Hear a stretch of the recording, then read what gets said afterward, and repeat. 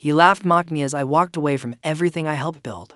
But behind my silence was a letter I left behind. And when he read it, he realized too late what he'd destroyed. They say silence speaks louder than words, but in my family, silence was survival. I learned that early on, being the younger brother, the quiet one, the one who listened while others shouted. I kept the peace, swallowed my pride, and gave more than I got. But there's only so much a person can hold before they break. I worked for my older brother, Adrian, for nearly 8 years. 8 long years. Not because I couldn't find something else, or lacked talent I had 2 degrees under my belt and more ambition than most in our town. But Adrian convinced me we were building something together, that the company, his construction business, would one day be ours. Brothers, partners, equals. That was the lie. I started helping him right out of college. At first, I was just organizing paperwork, then coordinating with clients, and soon I was managing full projects. I worked weekends. I skipped vacations. I saved us from lawsuits. I brought in big clients who trusted me, not him. Adrian had the charm, sure, but I had the grit, the vision, the sleepless nights. And what did I get in return? A paycheck that barely covered my bills and a boss who treated me like a damn intern. Why? Are you always so serious? He joked, clapping my shoulder hard enough to bruise. You'd be nowhere without me, he once said, during a staff meeting, laughing. Everyone laughed with him. I forced a smile, but inside, something cracked at it. Wasn't one moment that broke me. It was a million little ones. Like when he took full credit for a massive contract I secured with a local developer. Or when he told our parents over dinner that he was mentoring me, guiding me like some benevolent saint. And they believed him. Of course they did. Adrian was the golden child, the loud one, the man of the house since Dad had passed. I was just the brother who worked behind the scenes, the silent sibling. But I didn't stay silent forever. It all started to shift the day I overheard him in the office break room. He was on the phone with someone, probably one of his golf buddies, bragging. Yeah, I've got my little brother running the numbers. Poor guy thinks he's getting a share in the company, he said, laughing. He's loyal though. I'll give him that, like a dog. Like a dog. I froze in place. My ears were ringing. My vision blurred. The words spun in my head like a tornado. He thinks he's getting a share. Loyal like a dog. I wanted to confront him right there. Throw a chair through the damn window. But I did in single quotes d. Instead, I walked back to my desk, logged onto my personal email, and opened a draft I had started a month earlier. Subject, resignation letter. He stared at it for a long time. See, I had started writing it after the 3rd time he denied my request to discuss equity. I had built the marketing strategy from scratch. I handled our biggest clients. I brought in new hires. And every time I tried to bring up compensation, equity, or even a damn title change, he'd shrug me off. We'll talk later, he'd say. We're family. Don't be so formal. But I was formal. Because I was tired of being emotionally blackmailed by blood ties. I was tired of building an empire for a man who wouldn't even acknowledge my value. So I finished the letter. But I didn't send it. Not yet. Instead, I printed it out, sealed it in an envelope, wrote his name on it in bold black ink. Then I waited for the right moment, the right final insult. It came sooner than I expected. 2 weeks later, we were in a meeting with a new client, high profile, city level, big money. I had spent 3 sleepless nights preparing the proposal. Adrian didn't even glance at it. Before we walked into the room, when we sat down, he smiled at the client, slid the proposal across the table, and said, "Let me walk you through what I put together for you." What he put together. I didn't say anything, not then. I let him do his usual performance. Let him soak in the praise for the vision and strategy I created. The client was impressed. They shook hands. They called him brilliant. As we walked out, Adrian turned to me and said, "See, that's how it's done, little bro. One day you'll get there." That was it. That was the moment. I went back to my office, grabbed the envelope from my drawer, walked into his room, and dropped it on his desk without a word. He looked up, confused. "What's this?" "My resignation," I said, meeting his eyes for the first time in what felt like years. Effective immediately. He blinked, then chuckled, like it was a joke. "Come on, man, quit what? The family business. You're being dramatic." I didn't say a word. I just turned and walked out. I didn't even take my laptop, just my keys, my phone, and the heavy weight of years of betrayal pressing down on my chest. He was still laughing as I left, but not for long. Because that letter wasn't just a resignation. It was a full account. A record of every moment I was overlooked, dismissed, and used. It was a brutal, Honest reflection of who he'd become and how I'd helped him build something he never deserved. I included client names, details of meetings, proof of contributions, emails with timestamps. I didn't threaten, I laid it all out, clearly, calmly, powerfully. I told him I didn't want to share anymore. I didn't want money. I didn't want revenge. I just wanted out, and I wanted him to know why. I later heard from one of the assistants that he read it 3 times, and by the 3rd time, he wasn't laughing anymore. He was silent, just like I had been for years. I expected some kind of response from Adrian, a phone call, a text, maybe even an angry voicemail filled with his usual passive-aggressive digs, but there was nothing, just silence. 4 days. I kept checking my phone, thinking surely he'd reach out, maybe try to manipulate me into coming back. He always knew the right buttons to push. Your family, don't do this to mom. You're overreacting. But this time, the silence was deafening, and oddly, satisfying. I spent the first few days in a daze, not just because I had walked away from a job, but because I had walked away from him. From the years of swallowing pride, from the role of the obedient little brother who never made waves. And even though part of me feared I'd made a mistake, no income, no plan, no backup, I also felt more free than I had in a long, long time. Then came the fallout. It started with a call from our mother. "What do you mean you quit?" she snapped. Barely a greeting. "Your brother said you stormed out like a child." Of course. He would spin it like that. I sighed and tried to explain, carefully, without anger. I didn't storm out. I left after realizing I was being used. I wrote a letter. "I don't care about some letter." She cut me off. "He's your brother. You don't turn your back on family." There it was. That phrase again, family, used like a weapon. I sat there, phone pressed to my ear, realizing how deep the roots of this favoritism went. Adrian was always her golden boy. He could do no wrong. Even when we were kids, if something broke, I got blamed. If there was an argument, I was told to apologize. If he hit me, I was told not to provoke him. And now, I quit a toxic job where I was being exploited, and I was the traitor. I didn't even try to argue. I just said, "I'm done, Mom. I'm not going to keep sacrificing myself to protect his ego." Then I hung up. That same week, I got an email from a client I brought in, a big real estate firm. The subject line read, "Let's talk." They had heard I was no longer with the company and wanted to meet. I assumed they just wanted to verify details for a transition, or maybe vent about how sudden my departure had been. But when I sat down with their rep Natalie, her words knocked the breath out of me. "We've worked with your brother for years," she said, leaning in. "But let's be honest, we stayed because of you. You were the one who made things run. You understood our needs. You delivered." I blinked. "I appreciate that, really." She looked me dead in the eyes. "Have you considered starting something of your own?" I laughed out of instinct. "I don't even have a desk anymore." "We back you," she said. Just like that. "Seriously. We've got 3 upcoming projects. If you form an LLC and get a small team together, we'd rather go with someone we trust than stay where we're not getting the real work." That night, I couldn't sleep. The letter I had written to Adrian had poured out all the pain and betrayal. But what I hadn't expected was that it would also open a door. For years, I had told myself I needed Adrian, that his business gave me purpose, that without it, I'd be nothing. But it wasn't true. He needed me.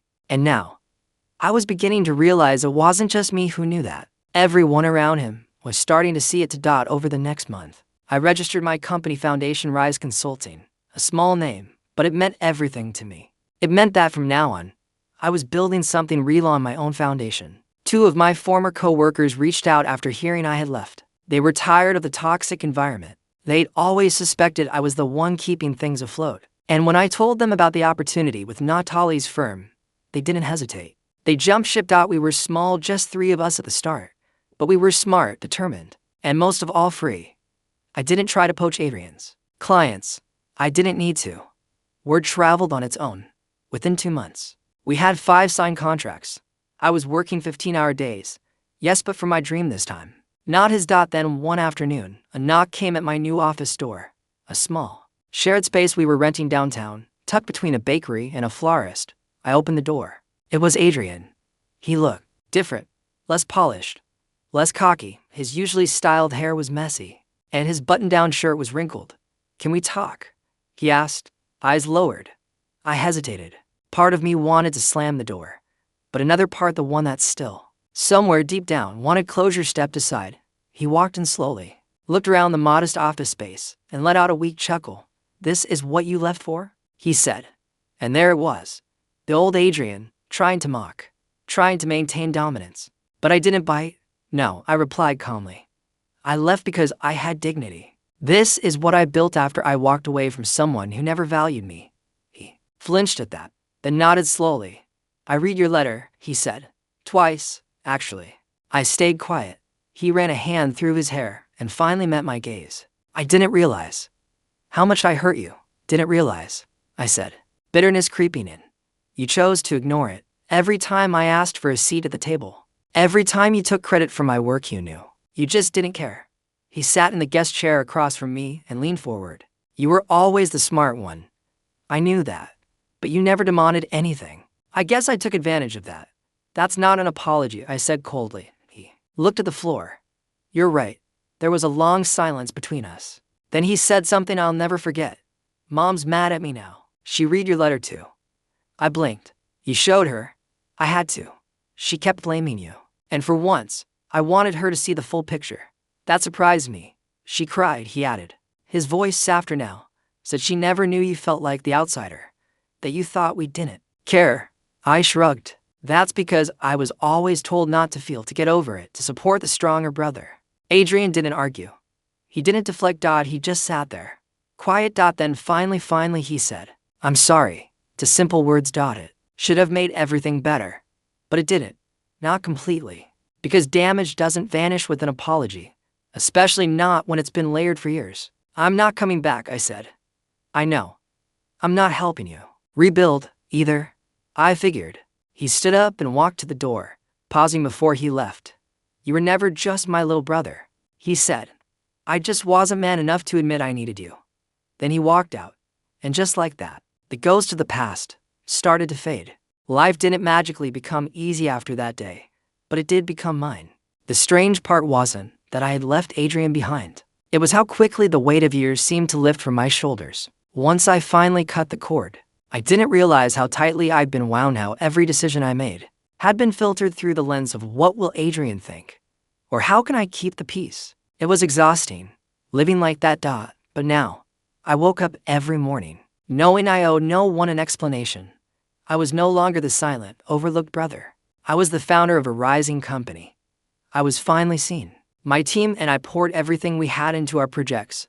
We weren't big, but we were trusted. Clients came to us not because we were the cheapest, but because we listened. We delivered. We cared. One evening, after a long day of client meetings and team calls, I stopped by my mother's house. I hadn't seen her since the call where she scolded me for walking away. She had texted a few times, mostly short messages. I hadn't replied to all of them. I wasn't angry, I was just still learning how to put myself first. When I walked in, the air felt heavy, like there was something waiting to be said. She met me in the kitchen. No apron, no warm hello. Just a long, tired stare. "You look tired," she said. I smiled faintly. "I am, but in a good way." She nodded slowly, then motioned to the table. "Sit. We need to talk." Here it comes, I thought. Another plea to make peace with Adrian, another speech about family unity. But instead, she surprised me. "I read your letter," she began. "The one you left for Adrian." I stayed silent, watching her. "I didn't know you felt that way.